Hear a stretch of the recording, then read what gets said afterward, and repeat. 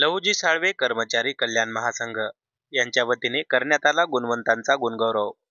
नांदेड शहरातील जिल्हाधिकारी कार्यालय परिसरातील नियोजन भवन येथे लसाकम अर्थात लहुजी साळवे कर्मचारी कल्याण महासंघ जिल्हा शाखा नांदेडच्या वतीने गुणवंतांचा गुणगौरव सोहळा दिनांक 11 ऑगस्ट 2024 रोजी मोठ्या थाटामध्ये संपन्न झाला. प्रथमतः महापुरुषांच्या प्रतिमेस पुष्पहार अर्पण करून त्यांना अभिवादन करण्यात आले. त्यानंतर उपस्थित मान्यवर मंडळींचा यथोचित सत्कार करण्यात आला. या गुणवंतांच्या गुणगौरव सोहळ्यात मान्यवर मंडळींनी उपस्थित बांधवांसमोर आपले मनोगत व्यक्त केले. स्पर्धा परीक्षा नीट, जेईई, मेडिकल, इंजिनिअरिंग, 10वी 12वी व विविध शासकीय कार्यालयात रुजू झालेले कर्मचारी व गुणवंत विद्यार्थ्यांचा गुणगौरव यावेळी करण्यात आला. सदरील कार्यक्रम यशस्वी करण्यासाठी लसाकमच्या पदाधिकाऱ्यांनी यावेळी परिश्रम घेतले. आज गुणवंत विद्यार्थ्यांचा सत्कार आणि सेवानिवृत्त कर्मचाऱ्यांचा सत्कार नांदेड शाखेच्या वतीने करण्यात आलेला आहे. यामध्ये आमचे सन्माननीय आमदार अमितजी गोरके साहेब आणि सन्माननीय आमदार माननीय नामदेवजी ससाने यांनी जे बार्टी असेल किंवा अवकड आरक्षण असेल याच्या संदर्भामध्ये सभागृहामध्ये प्रश्न उचलून समाजाला न्याय दिलेला आहे.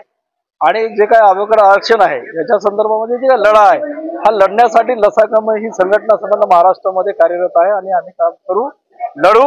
आम्ही लसाकम म्हणून अण्णाभाऊ साठेंना भारतरत्न मिळाला पाहिजे यासाठी संबंध महाराष्ट्रामधून आम्ही माननीय पंतप्रधान आदरणीय मोदी साहेबांना आम्ही निवेदन देऊ आणि महाराष्ट्रातील आमदारांनी सभागृहामध्ये भारतरत्न मिळावा म्हणून त्याच्या पद्धतीनं अनेक पत्र आणि ठरावही झालेला आहे. त्याच्यामुळं आमचा प्रयत्न आहे की अण्णाभाऊ साठेंना भारतरत्न मिळालाच पाहिजे.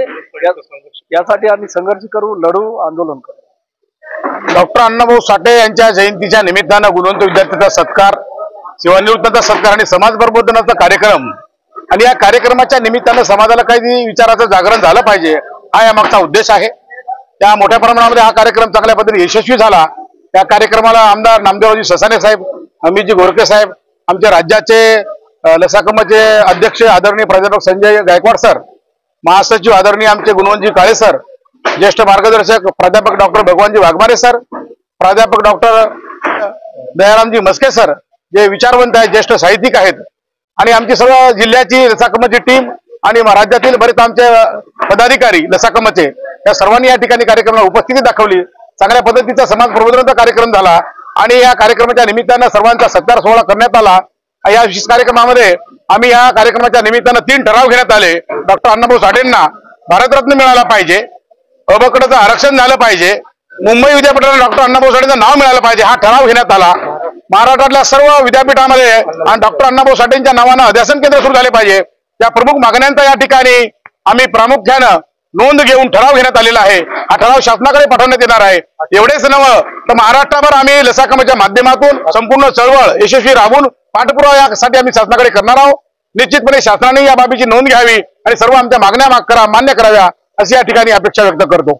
नमस्कार, माझं नाव श्रावणी रामराव वरवंटे आणि इथे आज माझा सत्कार झाला लसाकमतर्फे आणि माझं ॲग्री बिझनेस इकॉनॉमिक्समध्ये मास्टर्स झालेलं आणि मी सर्व लसाकमच्या टीमला माझा खूप खूप आभार.